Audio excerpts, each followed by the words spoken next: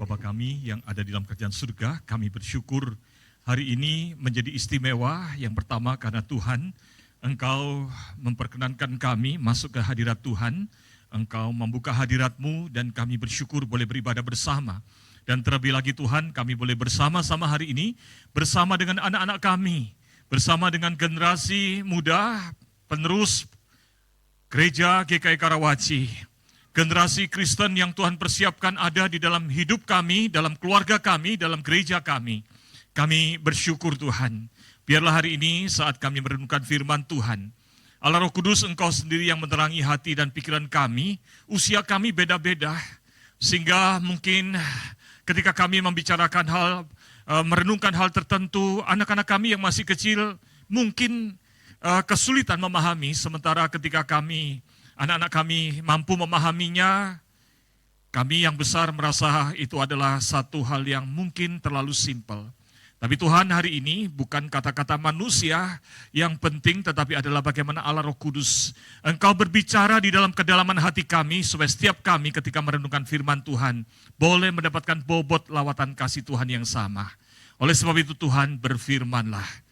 Di dalam nama Tuhan Yesus kami berdoa. Amin. Shalom. Ya, selamat pagi Bapak, Ibu, dan saudara sekalian. Apa kabar? Baik? Baik atau luar biasa? Atau biasa di luar? Setiap minggu kedua di bulan Mei kita menjadikan hari keluarga, Family Day. Dan itu adalah hal yang indah karena kita boleh bersama-sama menyaksikan, ya, beribadah bersama dengan anak-anak kita. Saudara, tapi satu hal menyenangkan buat kita sekalian, tetapi bikin stres saya yang berkhotbah. Ya, kenapa? Karena harus mempersiapkan khotbah yang bisa masuk buat kita sekalian, buat anak-anak juga. Jadi oleh sebab itu hari ini, bila Bapak Ibu sekalian ingin mendapatkan kedalaman dari khotbah hari ini, sambil saya ngomong bisa lihat layarnya, karena mungkin di situ ada bobot yang lebih bisa dipahami. Tapi mari kita hari ini juga berdoa supaya anak-anak kita juga bisa menikmati, ya, firman Tuhan hari ini. Nah, sebelumnya mari kita sambut lebih dahulu anak-anak sekolah minggu, gitu ya. Anak-anak sekolah minggu bersama orang tua dan lausenya, begitu saya katakan sekolah minggu, jawab dengan 3 kali yes. Yes, yes, yes. Bisa ya? Anak sekolah minggu siap? Are you ready? Yes, yang yes papanya, betul. Nah, itu seperti itu tadi, ya. Jadi kalau anaknya kurang kenceng dibantu sama lause sama papa mamanya. Anak-anak sekolah minggu, ya kurang semangat. Satu kali lagi, anak sekolah minggu, kasih tepuk tangan Bapak Ibu sekalian, ya. Kita bersyukur kita boleh melihat generasi muda gereja kita. Itu sebabnya kenapa selalu ada intergenerational worship service seperti ini, supaya kita menyadari ada anak-anak bersama kita. Nah, saudara, saya juga ingin tanya, apakah ada di antara Bapak Ibu sekalian yang dari kecil sudah pernah ikut sekolah minggu? Silakan angkat tangan, supaya saya ingin tahu sebetulnya generasi muda, generasi Kristen kita ini dari mana asalnya? Yang dulu waktu kecil ikut sekolah minggu, angkat tangan. Wah, puji Tuhan, banyak sekali. Kalau begitu, pelayanan sekolah minggu adalah pelayanan yang luar biasa berarti. Amin. Kita dukung guru-guru sekolah minggu, pengurus sekolah minggu GKI Karawaci di dalam pelayanannya. Setuju? Mari berikan tepuk tangan buat para lause yang melayani Tuhan. Nah, mari kita sekarang membaca ayat firman Tuhan. Ayat firman Tuhan kita hari ini akan kita renungkan bersama dari Matius 6, ayat 19 sampai dengan ayat 24. Bapak Ibu yang datang tidak membawa anak, silakan membaca bersama dengan saya ayat ganjil. Anak sekolah minggu bersama lause, bersama papa mama, membaca ayat yang genap. Ya, siap ya, yang tidak membawa anak, bersama-sama dengan saya, termasuk yang belum menikah juga ya. Baik ya. Baik ya, kita baca bersama-sama ayat 19 lebih dahulu. Janganlah mengumpulkan harta bagi dirimu di bumi, di mana ngengat dan karat merusaknya, dan pencuri membongkar serta mencurinya.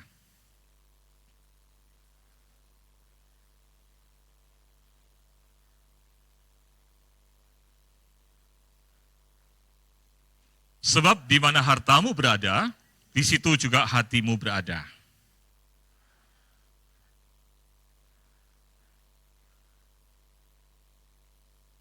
Ayat 23, jika matamu jahat, gelaplah seluruh tubuhmu. Jadi jika terang yang ada padamu itu menjadi gelap, betapa gelapnya kegelapan itu.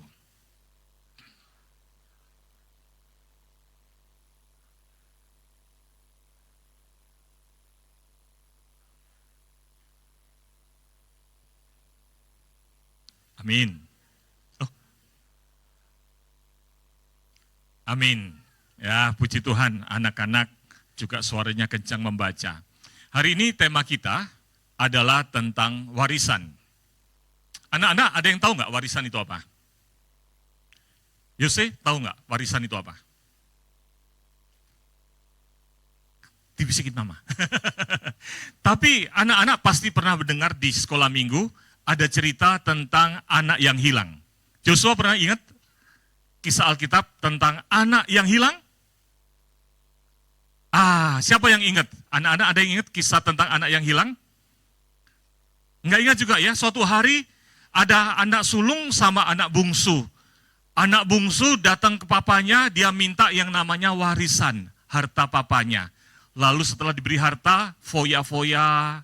Pernah dengar cerita itu kayaknya ya? Pernah, lihat senyumnya Hose pasti kenal ya. Nah, warisan itu apa sih? Warisan itu adalah harta dari papa mama yang disiapkan untuk ketika kita nanti besar, supaya setelah itu kita bisa menjadi orang dewasa, dapat modal buat kehidupan. Betul ya? Itu namanya warisan. Tidak selalu bentuknya harta. Ya, ada bentuk yang lain juga. Jadi, itulah warisan. Hari ini kita akan merenungkan tentang hal itu.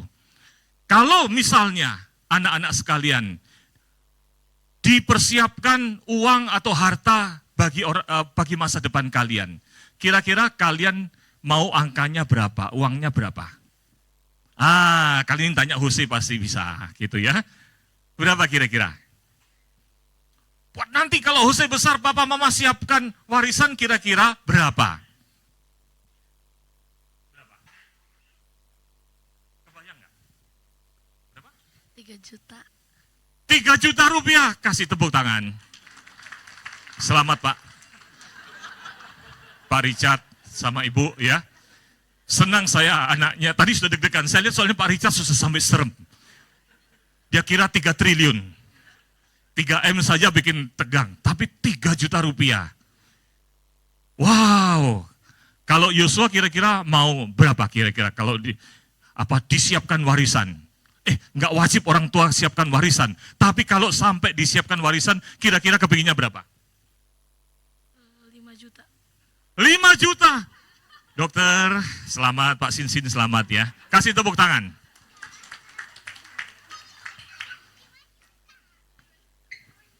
Rp5 juta.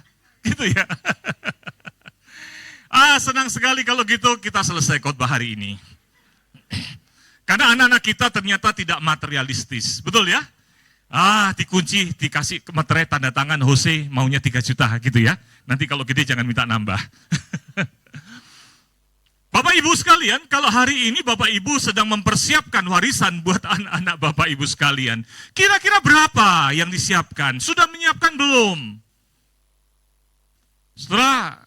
Sebelum memikirkan lebih banyak tentang hal itu, saya ingin tanya, Bapak Ibu ada nggak yang mengantongin uang 500 rupiah? Yang membawa uang 500 rupiah di dompet, ada nggak? Nggak ada ya? Nggak ada ya? Kebetulan saya ada. Ya saya siapkan soalnya. Betul ya? Saya ingin tanya lebih dahulu. Ya, kalau uang 500 rupiah, kira-kira bisa buat beli apa? Pak Abdon, kira-kira kalau 500 rupiah bisa beli apa? Nasi Padang? Nggak bisa. Tahu goreng? Tahu goreng berapa sekarang harganya? Tahu goreng sekitar 2.000. Tahu goreng sudah 2.000? Yang bener aja, tahu goreng pinggir jalan 2.000.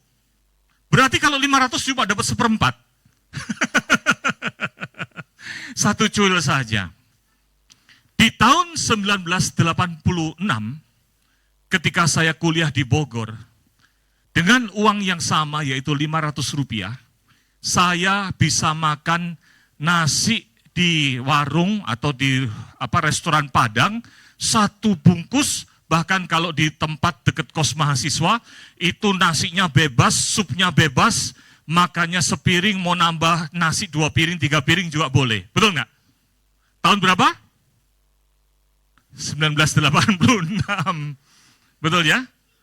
Jadi kalau gitu uang yang 500 rupiah, nilainya sekarang jadi mengecil. Betul nggak?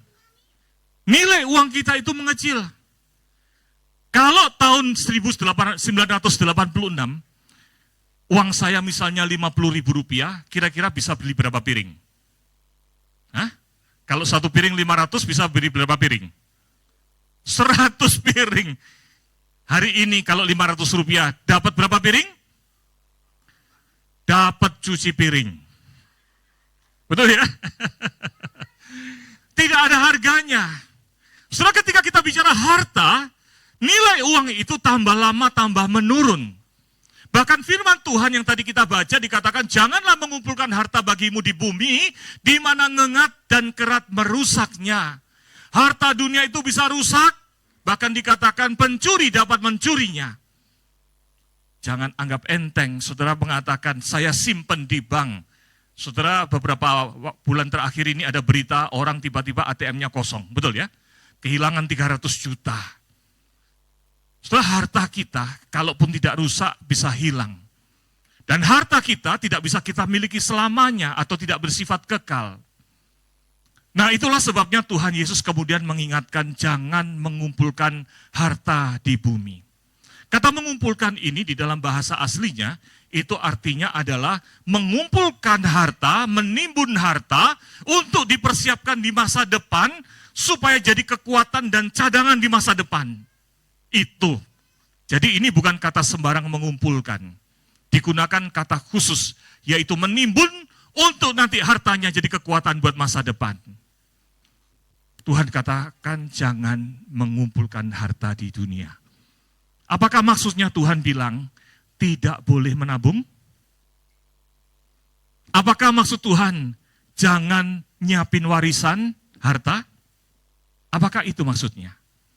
Nah, mari kita baca sekali lagi bersama-sama ayat 21, 1, 2, 3.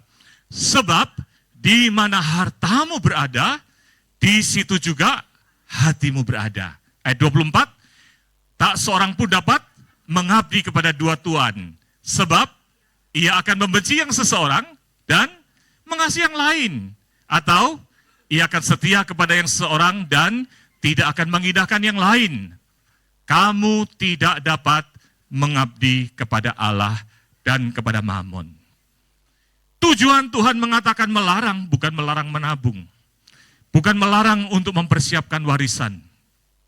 Walaupun tidak ada kewajiban orang tua menyiapkan warisan harta. Betul ya? Kadang hidup memang susah, tidak bisa mewariskan sesuatu, harta. Tuhan tidak melarang menyiapkan warisan. Tetapi yang menjadi koreksi Tuhan, saudara sekalian ya. Tuhan, mari kita baca bersama-sama. 1, 2, 3. Tuhan tidak melarang kita menabung atau mempersiapkan warisan harta kepada anak-anak kita. Tetapi Tuhan mengingatkan kita agar tidak terjebak cinta harta. Tidak hidup mengandalkan harta. Tidak diperbudak kerja keras demi harta. Maka dikatakan di mana hartamu berada, di situ hatimu berada. Kita ini sering cinta harta berlebihan, ya. Cinta harta lalu menganggap harta ini adalah yang dapat diandalkan. Kita taruh menjadi andalan buat masa depan sampai lupa terhadap Tuhan yang mencintai kita, Tuhan yang memberkati kita. Betul nggak? Terbukti melalui apa yang kita lakukan, kerja keras kita kadang-kadang seolah-olah nggak ada Tuhan. Aduh, buat hidup bagaimana ya? Kita kerja keras, sampai kita lupa ke gereja, lupa berdoa demi harta. Saudara, kalau itu yang terjadi, itulah yang ditegur sama Tuhan. Nah, anak-anak sekalian, kalau firman Tuhan ini berarti buat kita yang dewasa, juga buat kalian. Tapi bagaimana kalau papa mama bekerja keras?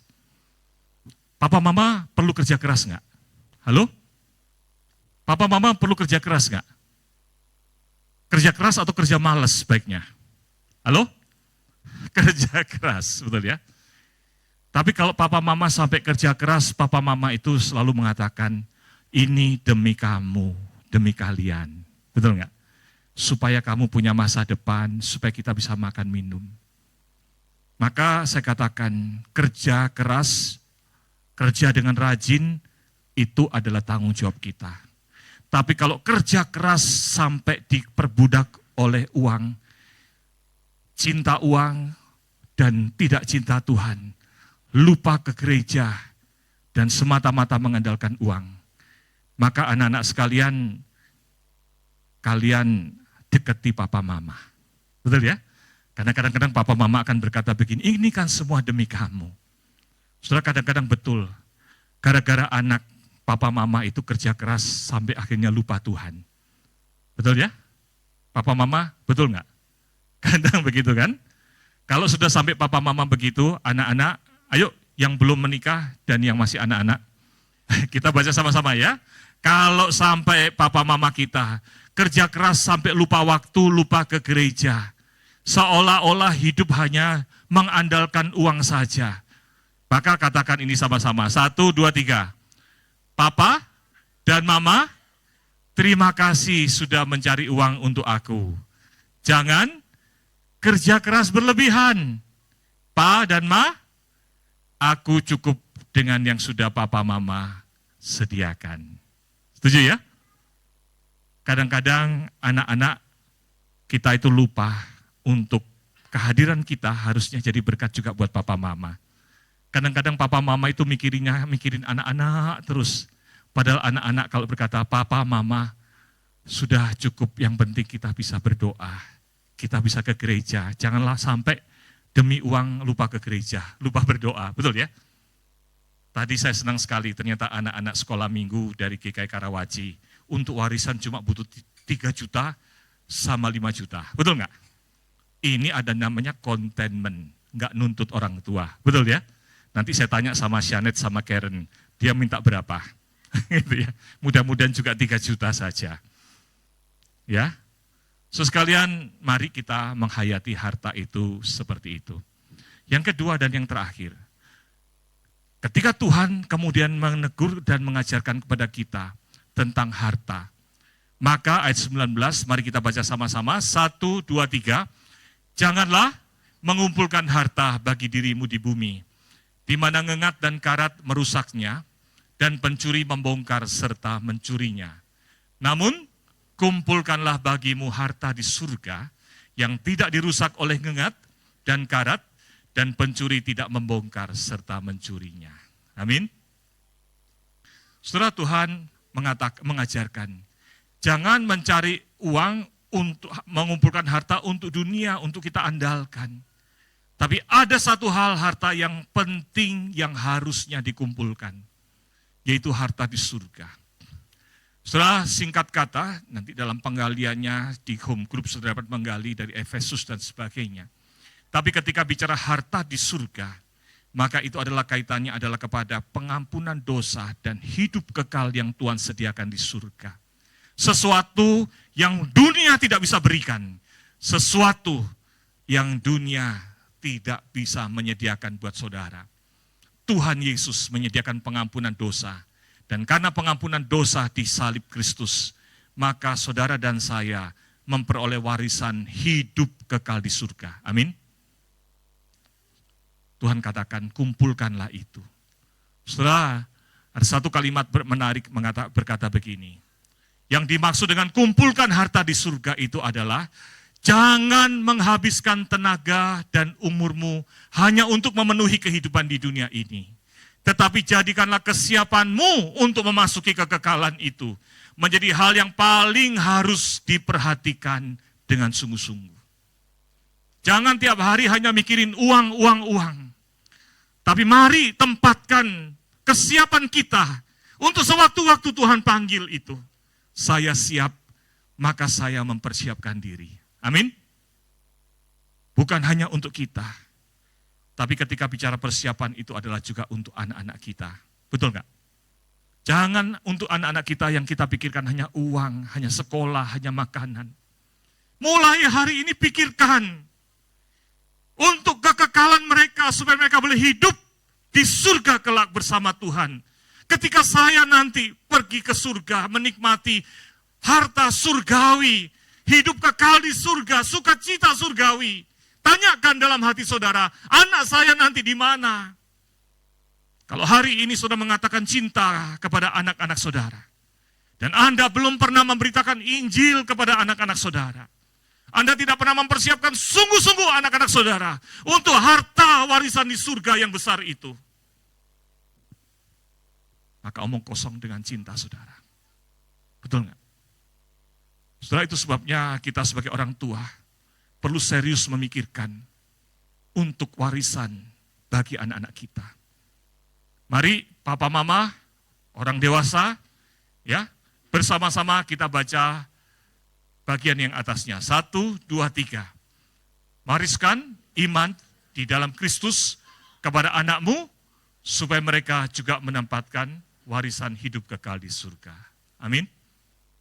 Kalau mengumpulkan itu artinya bicara keseriusan kita untuk hidup kekal itu. Kalau kita sudah serius, bagaimana kita serius mempersiapkan anak-anak kita? Jangan sampai diabaikan, lalu malah mereka tidak mendapatkannya. Saudara, di dalam pelayanan saya sebagai pendeta, sebagai hamba Tuhan 31 tahun ini, saudara, di GKY, saya sudah tua, gitu ya. Saya menjumpai yang meninggal dunia, bukan selalu orang tua.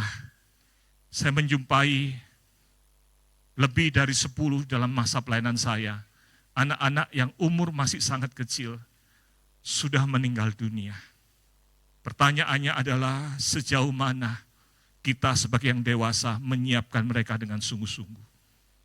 Ada yang pemuda remaja lebih banyak lagi. Ada yang gagal karena narkoba, betapa sedihnya. Saudara sekalian, mari kita persiapkan harta warisan itu untuk anak kita. Amin. Yang kedua, mari kita baca bersama-sama, karena anak-anaknya kecil-kecil nggak bisa baca dengan lancar. Kita bantu bersama-sama ya. 1, 2, 3. Anak-anak, terimalah warisan iman yang papa mama berikan. Teruslah beriman kepada Tuhan Yesus, jangan tertipu oleh harta dunia. Amin.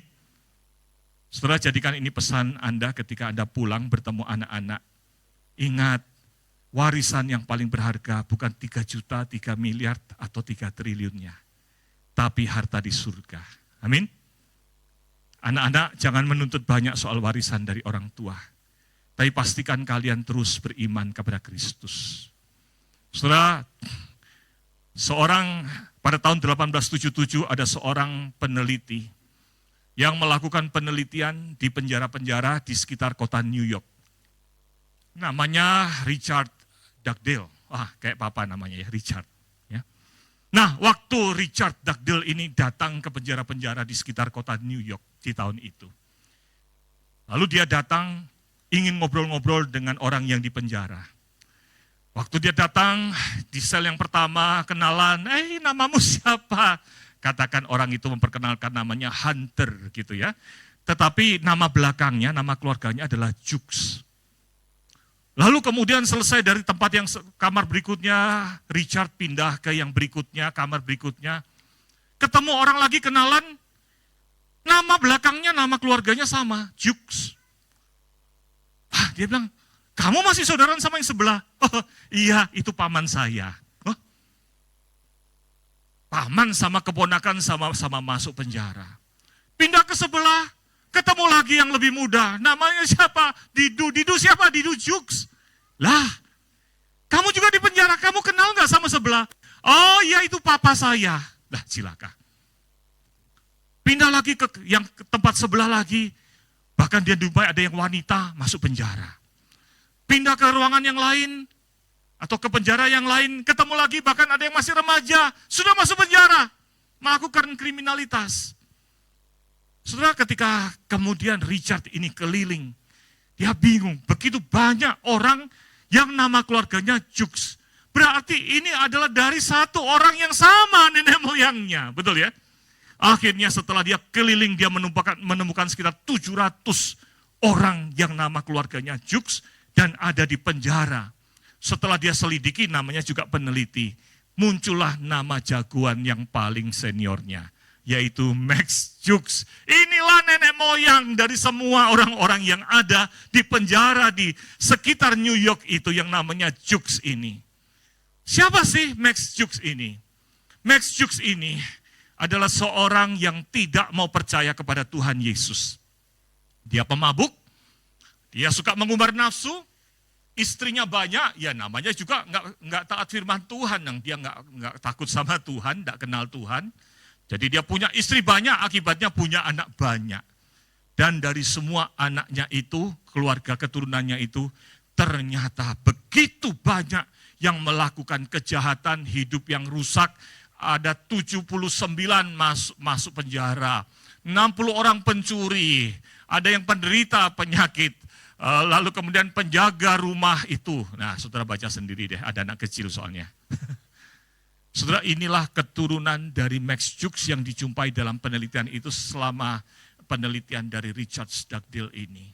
Dan untuk semua kehidupan di penjara, bantuan sosial karena mereka ini keluarga yang miskin, itu dikeluarkan sejumlah pada masa itu 1.308.000 US dollar, besar sekali. Negara harus menanggung hidup orang yang seperti itu. Penelitian lanjutnya oleh Arthur Estrabrook, dia menjumpai begitu banyak, bahkan bukan lagi 700, ternyata jumlah keturunan dari Max Jukes ini adalah 2.820 orang. Gitu ya, keturunannya gitu sampai cucu, cicit dan sebagainya. Sehingga kemudian dari penelitiannya Estrabrook berkata begini, sebetulnya ini masalah garis keturunan, maka dia mengusulkan kepada pemerintah, semua anak, cucu, cicit dan sebagainya dari dari Max Jukes ini tidak boleh menikah, dia nggak boleh kawin. Kalau kawin punya anak, jadinya juga begitu. Setelah kalau sampai ada penelitian mengatakan, anak-anak dari keluarga Suryo tidak boleh menikah, kalau menikah nambah beban negara. Sakit hati nggak saudara? Kalau jadi saya, sakit. Betul ya? Saudara, ini adalah penelitian bagaimana orang yang hidup tidak dalam Tuhan, tidak sungguh-sungguh mengajarkan anak dengan baik kepada Tuhan. Tapi kemudian peneliti yang lain melakukan penelitian, yaitu Winship melakukan penelitian terhadap seorang yang juga tokoh dan memiliki keturunan banyak, masih bisa dilacak. Namanya Pendeta Jonathan Edwards. Pendeta Jonathan Edwards ini pendeta yang luar biasa. Dia juga menjadi penasehat Presiden Amerika, rektor, dia pendeta, pekabar Injil, dan khotbahnya luar biasa memberikan kedalaman pemahaman firman Tuhan. Saudara, di dalam penelitian dari Winship, saudara sekalian, dari keturunan Jonathan Edwards, 1.300 lebih, mereka ini tidak ada yang melakukan kejahatan. Mereka hidupnya menjadi anak Tuhan yang baik, bahkan mereka boleh mendapatkan kesempatan jadi wakil presiden Amerika Serikat. Ada yang jadi hakim, ada jadi wali kota, jadi gubernur. Saudara, dari catatan pengamatan dan penelitian hari itu dikatakan, disimpulkan begini. Sebagian besar kapasitas, bakat, dan intensitas, dan karakter lebih dari 1.400 keturunan Jonathan Edwards adalah karena Nyonya Edwards. Mereka mengikuti karakter teladan yang baik itu. Saudara, alangkah indahnya bukan? Kalau kemudian 10 tahun, 20 tahun, 100 tahun dari sekarang, orang mengatakan begini, ini anaknya siapa? Kayaknya ini anaknya Mose Petrus, kayaknya ini cucunya Pak Sinsin. Kayaknya ini ada buyutnya Bu Mary dan Pak Amin, gitu ya. Bahkan kayaknya ini adalah cucunya Marvel. Marvel udah gede, udah jadi opa-opa punya cucu ya. Kenapa? Karena karakternya baik, orang Kristen yang baik.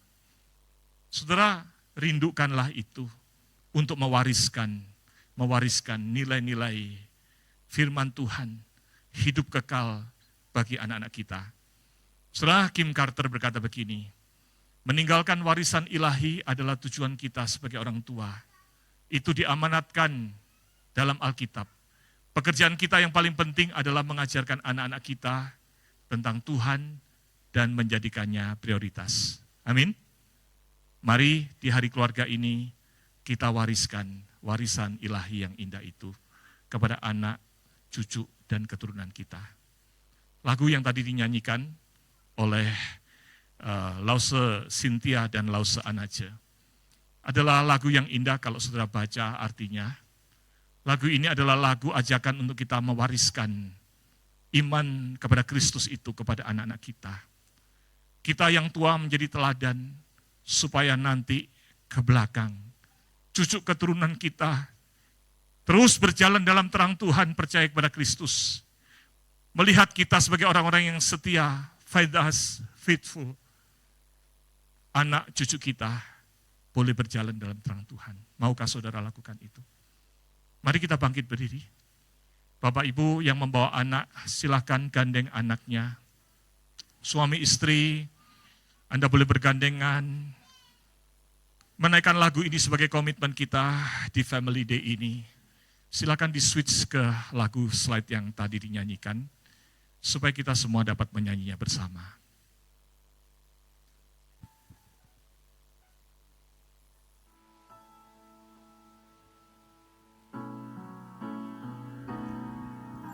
Kita bagai musafir di jalan sempit yang telah mereka lalui dahulu.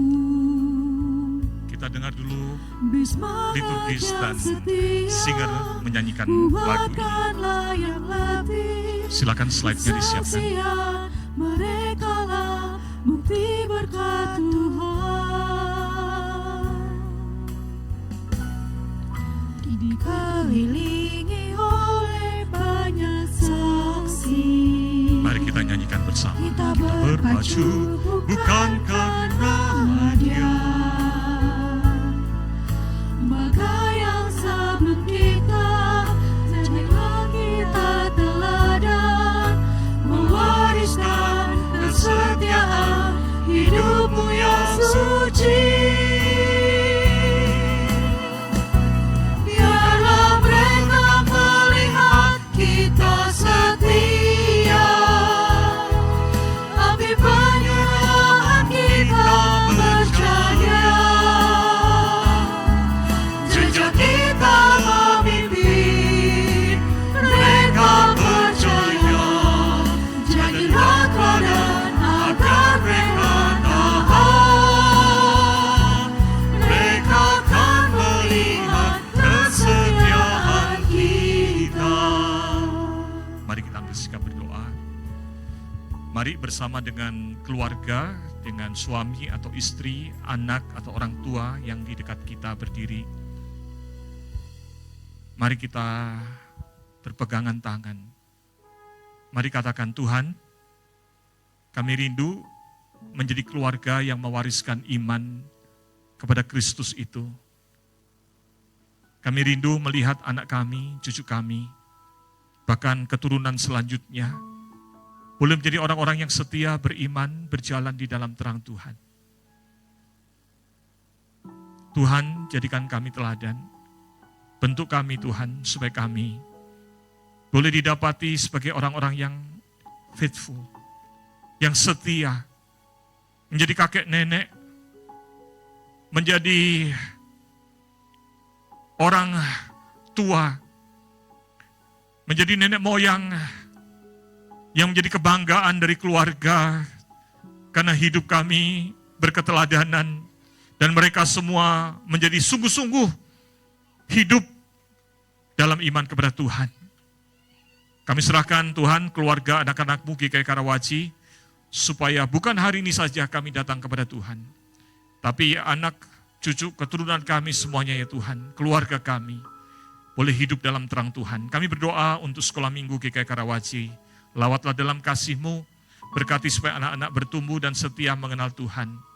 Berkati guru sekolah minggu di dalam pelayanannya supaya Tuhan pakai untuk kemuliaan Tuhan, mempersiapkan generasi yang akan datang.